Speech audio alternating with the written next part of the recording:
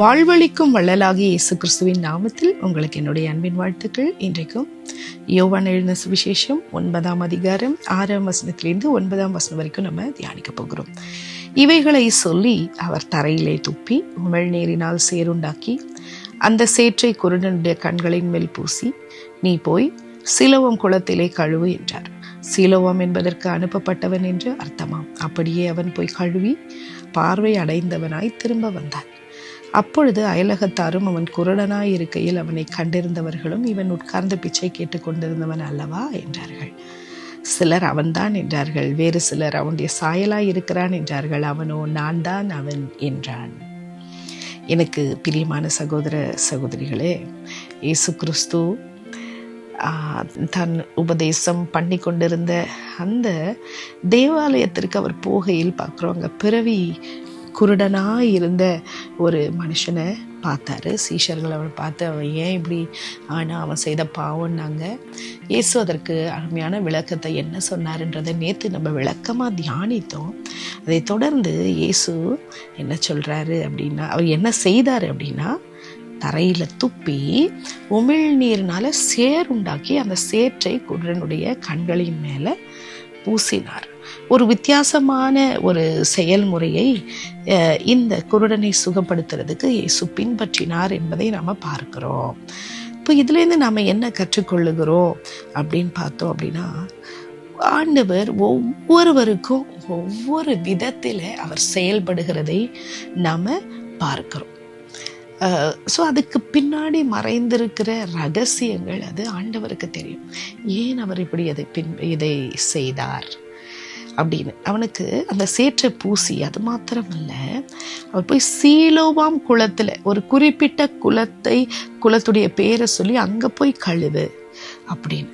அப்போது அந்த சீலோவாம் குளத்திற்கு அனுப்பப்பட்டவன் என்று அர்த்தமாம். கிறிஸ்து ஒரு காரியத்தை அவர் செய்யும் போது அதில் மறைந்திருக்கிற காரியங்கள் உண்டு. நாம் சில வேளைகளில் ஏன் எதுக்கு அப்படின்ற கேள்வியை கேட்கிறத விட, கிறிஸ்துவின் நன்மை, அவர் நம்மளுக்கு நன்மை மாத்திரம்தான் செய்வார். அவர் நம்ம மேலே அக்கறையுள்ள கரிசனையுள்ள தகப்பன் என்ற நம்பிக்கையை முழுவதுமாய் அவர் மேலே வைத்து அவருக்கு கீழ்ப்படுகிற ஒரு குணாதிசயம் நமக்கு வேணும். இப்போ நம்முடைய வாழ்க்கையில் ஆண்டவர் நம்மோடு கூட எப்படி பேசுவார்? கர்த்தருடைய வார்த்தைகள் மூலமாக பேசுவார்.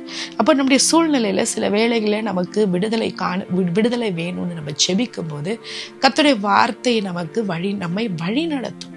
அப்போ அந்த வார்த்தை சொல்லுகிற பிரகாரம் நம்ம ஏன்னு கேள்வி கேட்காம அந்த வார்த்தைக்கு கீழ்ப்படிய நாம நம்மை அர்ப்பணிக்க வேண்டும்.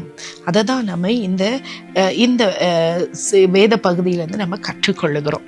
இன்னொன்று பார்த்தோம் அப்படின்னா, கிறிஸ்துவின் சுகமளிக்கும் வல்லமை இங்கு செயல்படுகிறதை நம்ம பார்க்கிறோம்.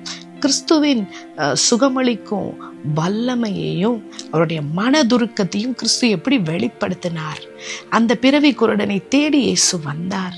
அவனுடைய கண்களிலே அவர் பூசி அவனை என்ன செய்தாரு? அவனை அற்புத சுகமளிக்கும் ஒரு கிரியையை அந்த இடத்துல இயேசு கிறிஸ்து நன்மையை செய்தார் என்பதை நாம் பார்க்கிறோம். நம்முடைய வாழ்க்கையிலும் கூட, நம்முடைய ஆவிக்குரிய வாழ்க்கையில குருடாக்கப்பட்ட நிலைமை நமக்கு காணப்படுகிறதா?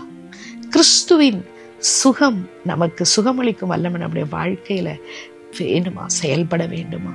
இந்த ஆவிக்குரிய குருட்டாட்டம் என்பது என்ன? நமக்கு வசனங்களின் வெளிப்பாடை பெற்றுக்கொள்ளாம, ஆவிக்குரிய காரியங்களை ரகசியங்களை கற்றுக்கொள்ளாம, அது வார்த்தை என்ன சொல்லுகிறது, வசனம் என்ன சொல்லுகிறது, போதகர்கள் அவங்க சபையில் சொல்லும் போது அதை நம்ம புரிந்து கொள்ளக்கூடிய ஒரு மனம், திறக்கப்பட்ட ஒரு மனம் நமக்கு தேவை. இன்னைய நாளில் இந்த ஆவிக்குரிய குருடான ஒரு நிலைமை நம்முடைய வாழ்க்கையில் இருக்குமானால், கிறிஸ்து நன்மை செய்த கிறிஸ்து, அந்த குருடனின் கண்களை திறந்த கிறிஸ்துவை நோக்கி, ஆண்டவரே என் ஆவிக்குரிய கண்கள் திறக்கப்படட்டும், உம்முடைய நன்மையை அறிய, நீர் யார் என்று அறிய, உம்முடைய வார்த்தைகளை நான் ஆண்டவரை தெரிந்து கொள்ள என்று சொல்லி தாகத்தோடு கூட அவரை நோக்கி நம்ம பார்க்க வேண்டும். அது மாத்திரமல்ல, அவர் சொல்லுகிறதை நாம் கீழ்ப்படுகிறதற்கு நம்மை அர்ப்பணிக்க வேண்டும். அது ஒரு மாதிரி நமக்கு புரியாத ஒரு காரியமாக இருக்கலாம், இல்லை அது செய்ய கடினமான காரியமாக இருக்கலாம். இருந்தாலும் என்னவா இருந்தாலும் கிறிஸ்து சொல்லுகிறார், அவரோட வார்த்தை சொல்லுகிறது, நான் அதை செய்ய வேண்டும் என்று கீழ்ப்படுகிற ஒரு இருதயம் வேணும். அது மாத்திரமல்ல, கிறிஸ்து நம்முடைய வாழ்க்கையில் செய்த நன்மையை, நம்முடைய சுகமளிக்கும் வல்லமை கிரிய செய்த போது மற்றவர்களுக்கு நம்முடைய வாழ்க்கையை குறித்த சாட்சியை நாம் சொல்லுகிறவர்களாக இருக்க வேண்டும். இப்போ இந்த வேத பகுதியிலிருந்து இன்றைக்கு நம்ம கற்றுக்கொள்ளக்கூடிய காரியம் என்ன? இயேசு கிறிஸ்து நம்முடைய சரீரத்தை சுகமாக்க வல்லவர். அது மாத்திரமல்ல, நம்முடைய ஆத்துமாவையும் குணப்படுத்த வல்லவராய் அவர் இருக்கிறார். உடைக்கப்பட்ட நிலைமையில, குருட்டாட்டம் உள்ள ஒரு சூழ்நிலையில, பாவத்தில் நாம் சாபத்தில் வாழ்ந்து கொண்டிருந்தாலும் கிறிஸ்துவின் சுகமளிக்கும் வல்லமை இந்த காலை வேளையில அது நம்மிடத்துல கடந்து வருகிறது. நாம் இருக்கிற நிலைமையில அப்படியே நம்ம கிறிஸ்துவை நம்பும் போது நம்முடைய கேள்விகள், பிரச்சனைகள், நம்முடைய தேவைகள் எல்லாவற்றிற்கும் அவருடைய வல்லமையானது, சுகமளிக்கும் வல்லமையானது நம்மை மறுரூபப்படுத்துகிறதாக அது இருக்கிறது. இன்னைக்கு இயேசு கிறிஸ்து அவர் நம்ம வாழ்க்கையில ஒவ்வொரு விதத்துல நாம நினைச்சு பார்க்காத வழிகளில அவர் செயல்படுகிறார்.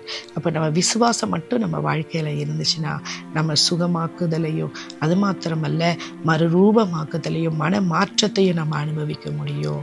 நம்முடைய கண்கள், சொந்த கண்கள், நம் வாழ்க்கையில் நடக்கிற மாற்றத்தை நம் கண்கள் காணும். அப்போது இன்னொரு வித்தியாசத்தை நம்ம இன்னைக்கு பார்த்தோம். நம்முடைய சரீர பிரகாரமான குருட்டாட்டம், அது மாத்திரமல்ல ஆவிக்குரிய நிலைமையில் நாம் குருடாயிருக்கிற தன்மை அல்ல. ஆவிக்குரிய நிலைமையில் நாம் ஒரு வெளிச்சம், திறந்த கண்கள் நமக்கு வேண்டும். நம்முடைய நிலைமை என்ன? கிறிஸ்துவோடு கூட நம்ம நடக்கிற அனுபவத்தில் எந்த இடத்துல நம்ம இருக்கிறோம், நம்முடைய சூழ்நிலை எப்படிப்பட்டதாக இருக்குது, எவ்வளவு வளர்ச்சி குறைந்து நம்ம காணப்படுகிறோம், எப்படி நம்ம இன்னும் வளர முடியும், எப்படி நம்ம கிறிஸ்துவை நம்முடைய வாழ்க்கையில நம்ம அனுபவிக்க முடியும்.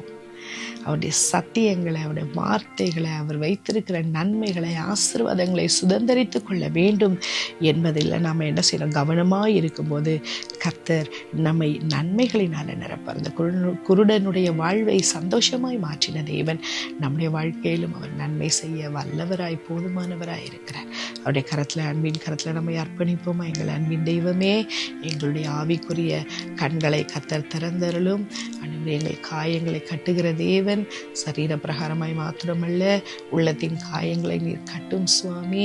தெய்வமே, உம்மை அறிகிற அறிவில் வளர கர்த்தர் எங்களுக்கு கிருபை தருவீராக. மேலானவைகளை நாட எங்களுக்கு கிருபை தருவீராக. உம்மை குறித்த சாட்சியை நாங்கள் தைரியமாய் பகிர்ந்து கொள்ள கர்த்தர் உதவி செய்வீராக. எங்கள் வாழ்க்கையில நீ நடத்துகிற பாதைகளில நாங்கள் சந்தோஷமாய் அதை ஏற்றுக்கொண்டு உம்முடைய வார்த்தைக்கு மாத்திர கீழ்ப்படுகிற உள்ளத்தை நீர் எங்களுக்கு தந்து வழி நடத்தும். துதிகன மகிமையாவுமக்கு செலுத்தி இயேசுவின் நாமத்தில் ஜெபிக்கிறோம் ஜீவனுள்ள பிதாவே. ஆமேன், ஆமேன்.